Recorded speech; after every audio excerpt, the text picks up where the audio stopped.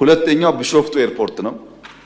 ቢሾፍቱ ኤርፖርት የዲዛይን ስራ አልቋል። አርሶ አደሮች ለዚህ ልማት ስፍራቸውን ሲለቁ እነሱን የምናስተናግድበት መንገድ የራሱ የሆነ ችግር ነበረበት ከዚህ ቀደም። በመጨረሻም ከአፍሪካ አንደኛ መሆን ገና ሳይሰራ ለምን እያስገረም ያለው የቢሾፍቱ አየር መንገድ እነሆ ዛሬ በጠቅላይ ሚኒስትር አብይ አህመድ መሰረት ድንጋይ ተቀምጦ በይፋ ስራ መጀመሩን አበሰረ። ለሀገራችን ኢትዮጵያ የሚያስገኘው ምርታ በጣም ጠቃሚ ይሆናል ተብሎ ቢታመንም የቢሾፍቱ አርሶ አደሮች እየተደረሱ እውን የተሰጣቸው እስካሳ ምን ያህል በቂ ነው ስለሚለው አንድ በርካቶችን ልብ የነካ የአርሶ አደሮችን መልእክት አስደምጣችኋለሁ። ሱራፌል ተካ መኪናው ይገዛል። ኢትዮጵያን ስንተባበር ስንተጋገዝ የማይደረጉ የሚመስሉ ነገሮችን በማድረግ እንታወቃለን። ለዚህም ማሳያው አንዱ አድዋ፣ ሌላው የህዳሴው ግድብ፣ ሌሎችንም በርካታ ነገሮች መጥቀስ እንችላለን። ታዲያ ብዙዎቻችሁ እንደምታውቁት ፖፑላር ኤሌክትሮኒክስ ያስጀመረው የ1 ሚሊዮን ፎሎወርስ ቻሌንጅ በስኬት በመተባበር በመተጋገዝ የተጠናቀቀ ሲሆን በመጨረሻም አርቲስቱ መኪናውን ሲቀበል እያለቀሰ ያስተላልፈውን መልእክት አስደምጣችኋለሁ። ከዳንኤል ክብረት መጀመር አለበት። ዳንኤል ክብረት ተዋህዶን አይወክልም ብለሽ በይተብያለሁ። አድምጥ ይሄንን እዚህ ጋራ እኔ በስሜት የምነግርህ መልእክት አይደለም፣ የሰማይ መልእክት። መጀመሪያ ዳንኤል ክብረት ቤተክርስቲያን በመጀመሪያ ጊዜ ስትመጣ ምን ዓላማ ይዘህ ነው የመጣው? ዓላማህን እስቲ መጀመሪያ ላይ የነበረውን ለህዝቡ ንገረው፣ እኔ ሳላዋርድህ ማለት ነው። ወይዘሮ በለጡና ዳንኤል ክብረት አይጥና ድመት እንዲሆኑ ያደረጋቸው ነገር በአሁኑ ሰዓት የበርካቶችን ትኩረት ስቧል። በለጡም ዳንኤል ክብረት አቋም የሌለው ወላዋይ ነው፣ ኦርቶዶክስን አይወክላትም ሲሉ የተናገሩ ሲሆን እስስቱም እንዲህ ሲል መልሷል። እኔ እንደው ብንችል ምሁር የተባልን ሰዎች ጥርግ ብለን ብንጠፋለት ከዚህ ህዝብ ብንቶና ቢኖር። ታዲያ በዚህ በወጣው ቪዲዮ ላይ በርካቶች የተለያየ ሐሳብ እየሰነዘሩ ሲሆን የተጋጩበትን አንድ ሚስጥር በዛሬው ቪዲዮ ላይ ነግራችኋለሁ። ሰላም በመላው ዓለም ላይ የምትገኙ ውድ ቤተሰቦቼ እንዴት ናችሁልኝ?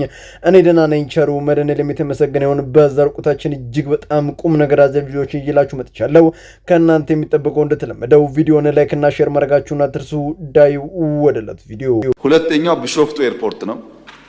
ቢሾፍቱ ኤርፖርት የዲዛይን ስራ አልቋል። ከፋይናንስ ጋር የሚያያዝ ጉዳይ የሚያስነሳው አንዱ አርሶ አደሮች ለዚህ ልማት ስፍራቸውን ሲለቁ እነሱን የምናስተናግድበት መንገድ የራሱ የሆነ ችግር ነበረበት ከዚህ ቀደም። አላ ወጪው ወደ 10 ቢሊዮን ዶላር ይደርሳል። ኤርፖርቱ በሁለት ፌዝ ነው የሚሰራው። ፌዝ 1 የምንለው ነው ይሄ። ፌዝ 1 60 ሚሊዮን መንገደኛ ማስተናገድ የሚያስችል አቅም እንዲኖረው ተደርጎ ነው የሚሰራው። በመጨረሻም ከአፍሪካ አንደኛው ናል ተብሎ የሚታሰበው የቢሾፍቱ አየር መንገድ በፋይናንስ 10 ቢሊዮን ዶላር ታስቦለት ዛሬ በሀገራችን ጠቅላይ ሚኒስትር አብይ አህመድ የመሰረት ድንጋይ ተቀምጦ በይፋ ስራ እንዲጀምር ተደርጓል። ይህ ኤርፖርት ሁለት ፌዞች ሲኖሩት ፌዝ 1 60 ሚሊዮን ደንበኞችን ማስተናገድ እንዲችል ተደርጎ በዘመናዊ መንገድ የሚሰራ ሲሆን ይህም ሁለት የዘመኑ ተርሚናሎች ይኖሩታል። የግዙፍ ኤርፖርት ብቻም አይደለም፣ ከዓለም በተወዳዳሪነት ደረጃ ላይ የሚቀመጥ የአውሮፕላን የጥገና ማዕከል፣ ከዚያም በተጨማሪ ታላላቅ የመዝናኛ ስፍራዎች፣ የቱሪዝም ቦታዎች፣ ጂምና ስፓ ሌሎችንም በማካተት የሚሰራ ሲሆን ይህም ለሀገራችን ኢትዮጵያ የውጭ ምንዛሪ እድገት እንዲሁም የኢትዮጵያን አየር መንገድ በዓለም አቀፍ ደረጃ በከፍተኛ ሁኔታ አቅሙን ተጠቅሞ ተወዳዳሪ ሆኖ ለመቀጠል የሚያስችለው ሲሆን ይህም ኢኮኖሚ ጠቀሜታው ለሀገር ምርታ እጅግ በጣም ገንቢ ነው ተብሎ ይታሰባል።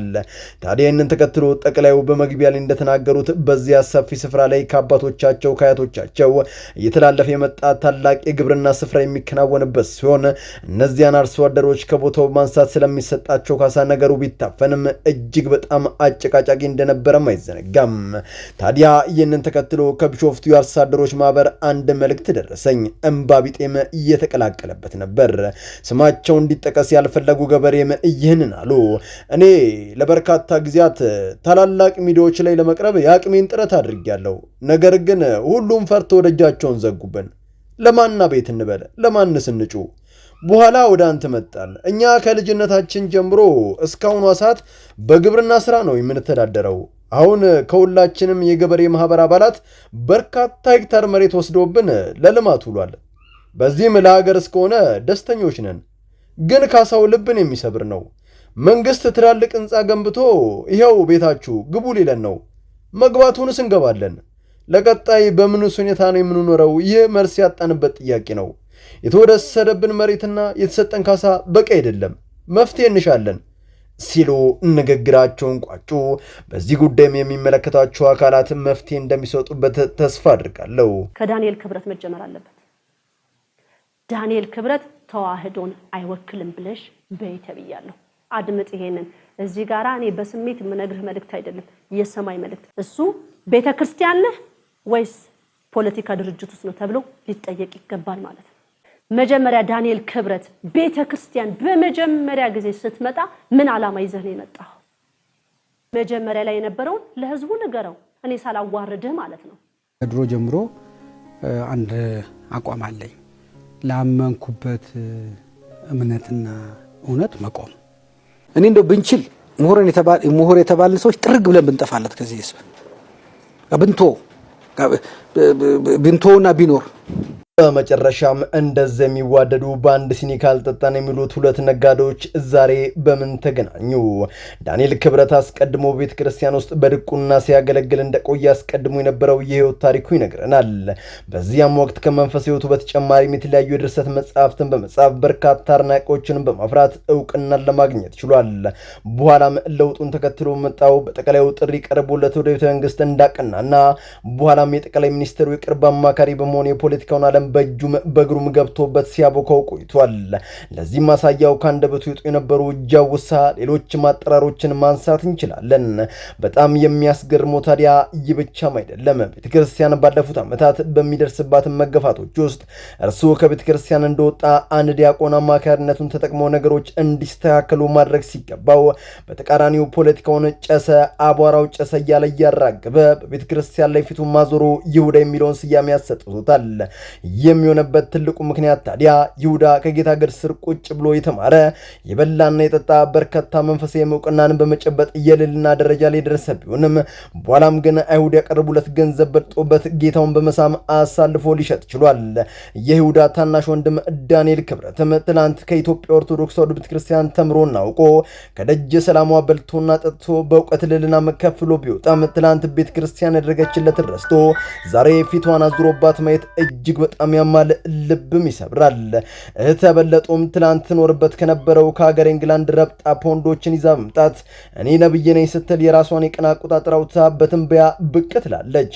ታዲያ በለጡ ከዳንኤል ክስረት ጋር የተገናኙበትን የተዋወቁበት በአንድ የካድሬዎች ስብሰባ ላይ ሲሆን የምትውቃቸው መዝለቅ አልቻለም ነበር። ለምን እየተማረ ሰው ጥያቄ ነው። በለጡም ልክ እንደበለጠ እሷም ተስባ ወደ ፖለቲካው ዓለም መቀላቀል ትፈልግ ነበርና ዳንኤልን በመጠቀም ብታቅድም አሻፈረኝ ብሎ ይመልስላታል። በዚህ ንዴት ውስጥ የገባችው በለጡም ይኸው ዛሬ ጉድህን የምዘረግፍልህ ስትል በለጠን እያስጠነቀቀች ነው። ሁለት የቤተ ክርስቲያናችን ክብሪቶች ለሱራፌል ተካ መኪናው ይገዛል። በመጨረሻም አንጋፋ አርቲስት ሱራፌል ተካ የመኪና ተሸላሚ ለመሆን ችሏል። ይሄም በማን በሩሩ በደጉ በጀግናው የኢትዮጵያ ሕዝብ አማካኝነት ነው። አድዋ ላይ የተባበሩ እጆች፣ ህዳሴ ላይ ያልታጠፉ እጆች ዛሬም የሚሰጣቸውን ቻሌንጅ በማቀጣጠል ያንበሳውን ጉልህ ድርሻ ይወስዳሉ። የኢትዮጵያ ሕዝብ ለኔስ መቼ ነው 100 ሺህ ማስገባት ቻሌንጁን የምታስጀምሩልኝ? ይህች ጠጋ ጠጋ እቃ ለማንሳት ነው የሚልም አይጠፋም እኮ። ለማንኛውም ወደ ሱራፌል ተካ ፌስቡክ ላይ ወደ አሰፈረው ጽሑፍ ስናልፍ መልእክቱ እንዲህ ይላል።